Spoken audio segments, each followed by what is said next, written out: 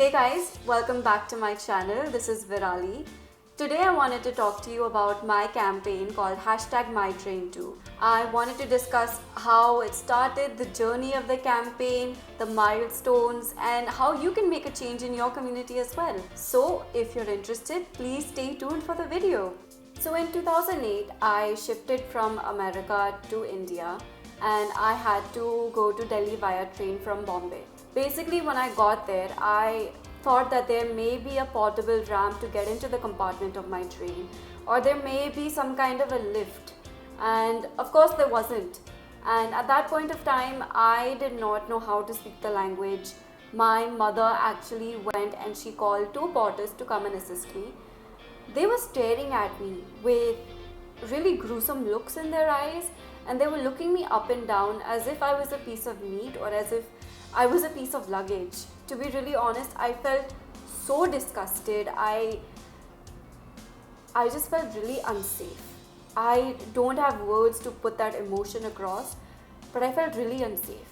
So one of the porter comes behind me and he snakes his arms underneath my armpits, and the other man, he lifts me from underneath my knees.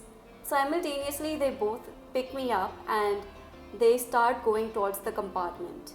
As soon as we get inside, the guy that was holding me from my shoulders, he wraps his arms around my chest and he starts manhandling me. At that point, I thought it was maybe a mistake. Sometimes these things happen. I was trying to find some kind of validation or I was trying to find some kind of reasoning that this was all in my head and I was not actually being manhandled. It happened repetitively. And at that point of time, that is when I realized that I was being groped and manhandled in front of the public just because I am on a wheelchair. Apparently, I am easy meat, I suppose. Everyone in the compartment was staring at me. There was pin drop silence. No one said anything, and I was in tears. I was scared that if I would say something, then these men, what if they drop me on the floor, or what if they run away without escorting me to my berth? I'm pretty sure the other passengers would not help me, so I kept quiet. I didn't say anything. They transferred me to my berth and I looked that man in the eye and I said, "Thank you. Thank you so much." My mother came and I didn't tell her because obviously I did not want her to feel bad that I was put into this situation or this position. I did not want her to think that it was her fault. So I kept quiet. I stayed silent. And this happened to me in 2008, 2011 and 2013, all in Mumbai. I never filed an FIR. I never complained to anybody. I never said anything because I was scared that I would be the one blamed for all of this. I was scared that people would say, "Why did you have to go in a train? Why couldn't you just take a plane? Or why couldn't you just go by car?" So I never said anything. I just stayed silent. And then in 2015, the Prime Minister launched the Accessible India campaign. I was ecstatic. I was so overjoyed. I was overwhelmed. I was so happy. I thought finally the government is listening to us. It's listening to the community. It's understanding that those with disabilities require ramps and require extra assistance. I was beyond ecstatic. And then in late 2016, the Disability Rights Bill was passed, which was again a huge victory.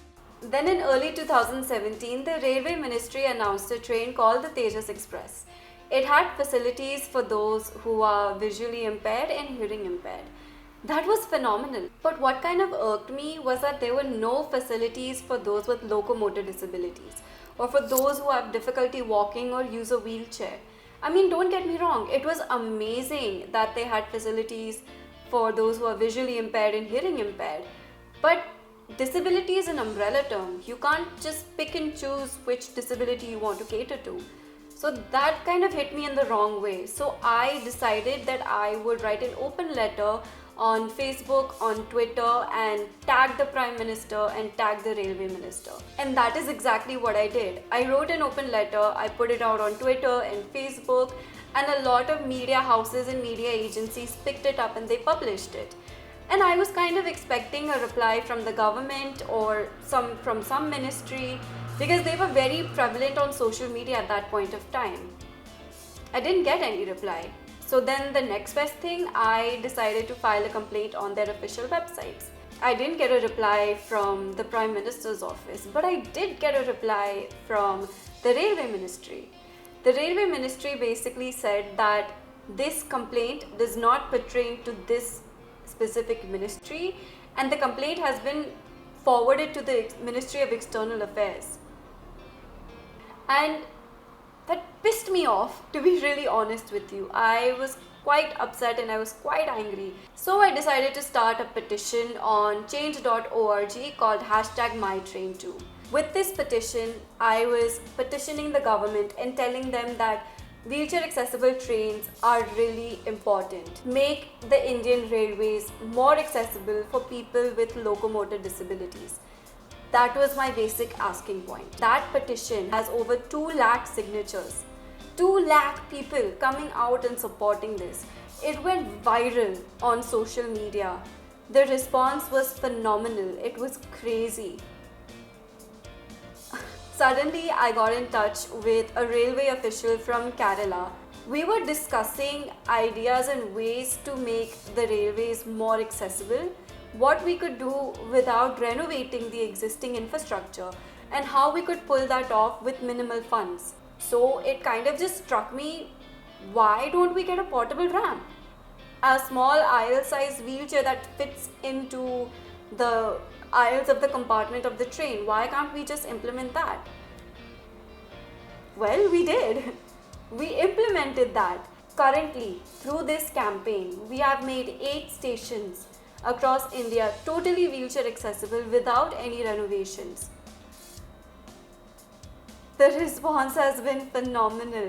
5 stations in Kerala, 1 in Hyderabad, 1 in Orissa, and 1 in Bombay.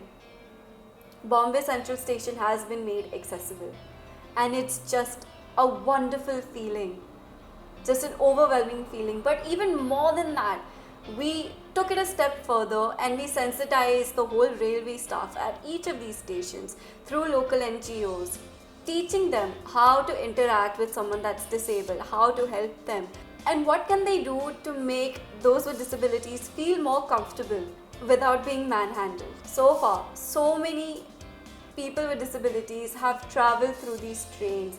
We've gotten feedback from them, and the response has just been so amazing. Because of these efforts, because of this campaign, I won the Women's Achievement Award in 2017 by Delhi Commission of Women.